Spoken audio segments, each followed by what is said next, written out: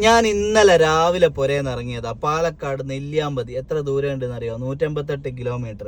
നമ്മളിങ്ങനെ ഓരോ നാട്ടിലും അലഞ്ഞ് തിരിഞ്ഞ് വീട്ടിലും ഭാര്യനെ മക്കളെയും കൂടി ഇങ്ങനെ കാണാണ്ട് ഇങ്ങനെയെല്ലാം ആയിട്ട് ഓരോ മക്കളെ കല്യാണം നടക്കണ്ടിട്ടാ.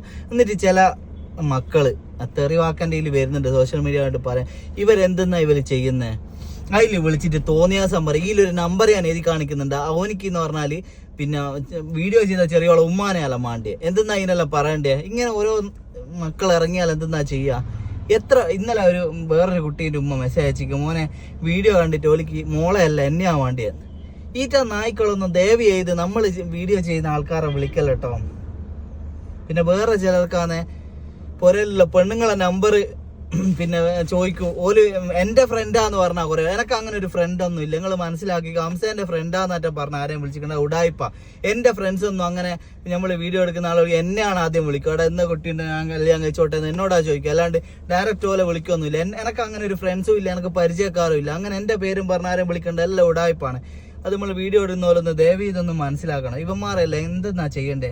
ഈ ചങ്ങായിക്ക് എന്ന് പറഞ്ഞാൽ ഭയങ്കര ഇത് തന്നെയാണ്. മഞ്ചേരിയാണെന്നല്ല പറഞ്ഞത്. മഞ്ചേരിയാന്ന് എനക്ക് വന്നില്ലേ, അല്ല ചിലപ്പോൾ ഉടായിപ്പായിരിക്കും.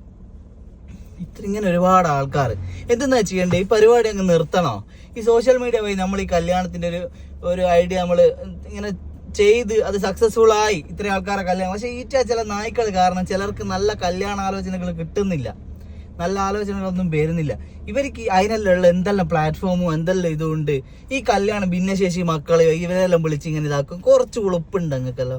ഇതെല്ലാം എത്ര ചെറ്റത്തരങ്ങൾ ചെയ്യുന്നേ.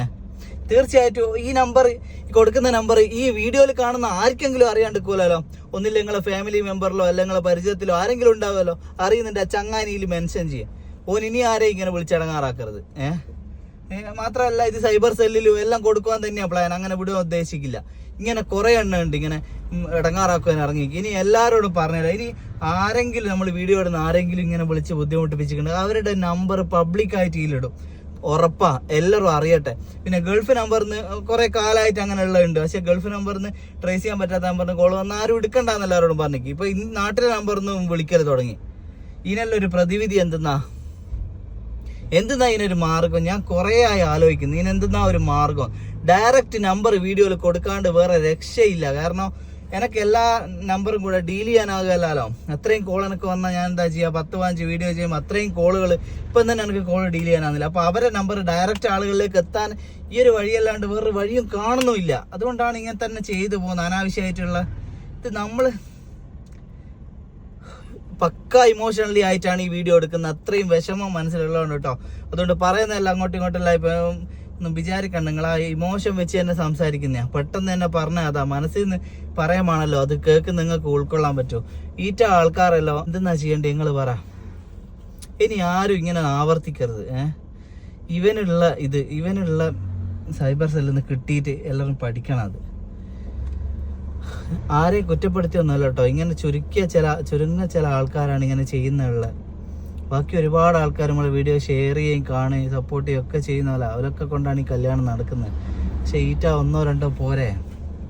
മൊത്തത്തിൽ ഈറ്റ കോള് വന്നിട്ട് എല്ലാം ഇങ്ങനെയായിരിക്കും എന്ന് വിചാരിച്ചിട്ട് വീഡിയോ ചെയ്തിട്ട് തന്നെ മടുത്തിട്ട് ഫോൺ അറ്റൻഡ് ചെയ്യാൻ മടിയായിട്ട് ഓഫാക്കി വെച്ച ആൾക്കാരുണ്ട്. ഭിന്നശേഷിയുള്ള മക്കളെ പേരൻസ്.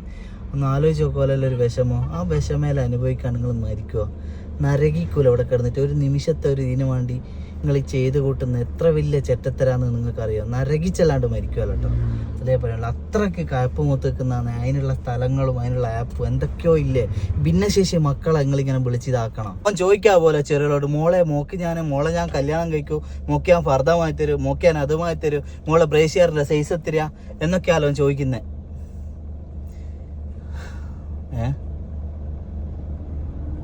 എന്താ പറയണ്ടേ? ഇനിയിങ്ങനെ ആവർത്തിക്കാതിരിക്കട്ടെ. ഇനിയിങ്ങനെ ആരും ചെയ്യരുതെന്നേ പറയാനുള്ളൂ കേട്ടോ. ഇതിനൊരു പ്രതിവിധി ഇൻഷാ അല്ലാഹ് എത്രയും പെട്ടെന്ന് നമ്മൾ കണ്ടെത്തും.